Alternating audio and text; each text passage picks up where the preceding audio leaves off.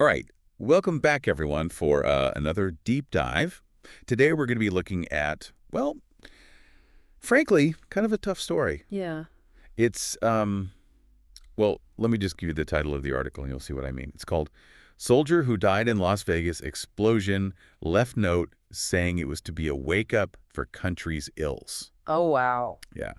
So you can already kind of tell this is going to be, Yeah, it's not going to be a light one. not a light one, no. But it's important, right? Absolutely. I mean, anytime something like this happens, it's important to kind of try to understand it. Mm. To sort of, well, deep dive, right? Yeah, Yeah. that's what we do here. Right. And I think, especially in this case where you have this element of intention, it wasn't just a random tragedy, there's a message behind it. Yeah, exactly. So, let's start with the basics, just the facts, right?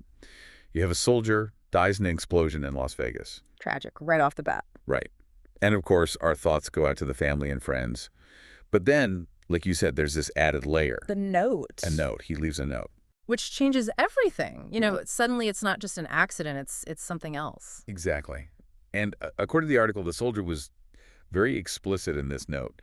He said, this explosion, this whole thing, it was a wake-up call. Wake up call. Yeah. That's powerful language. It is, right? A wake-up call for the country, he says, about all the problems, the ills. It's heavy, man. Like, what does that even mean? To try and wake up an entire country with something like this? Yeah. I mean, it makes you think, right? Like, obviously, this is a very extreme act, Absolutely. but it also makes you think about, desperation, maybe like a sense of a powerlessness. Like, what leads someone to believe that this is the only way to get people to listen? Right, right. And the article, did it mention any specific things, like any issues this soldier was particularly upset about? Like, what did he want people to wake up to? So the article, it's a little vague on the specifics. It doesn't go into policy debates or anything like that. Okay. But it does say he was feeling really disillusioned, Yeah. like really helpless about the state of the country. He felt like things were really bad and no one was listening. So this act, as extreme as it was like his way of yelling, I guess, Yeah. to be heard. Yeah. I mean, it's almost like he felt like he had no other choice. Like this was the only way to force people to pay attention. It's sad, right? It makes Eh. you think about all the ways we fail each other, like how someone can get to that point. It really does. And obviously we can't condone violence. That's not what we're doing here. But we also can't just ignore the fact that, sometimes people feel so unheard, so desperate that they take these drastic measures. Exactly. This isn't about saying what he did was right or wrong. It's about trying to understand it, to understand the bigger picture. Right. Like, how do we as a society create space for dissent? For people to express their frustrations without resorting to violence? How do we create systems where people feel empowered to make change, where they Mhm. feel heard? Right.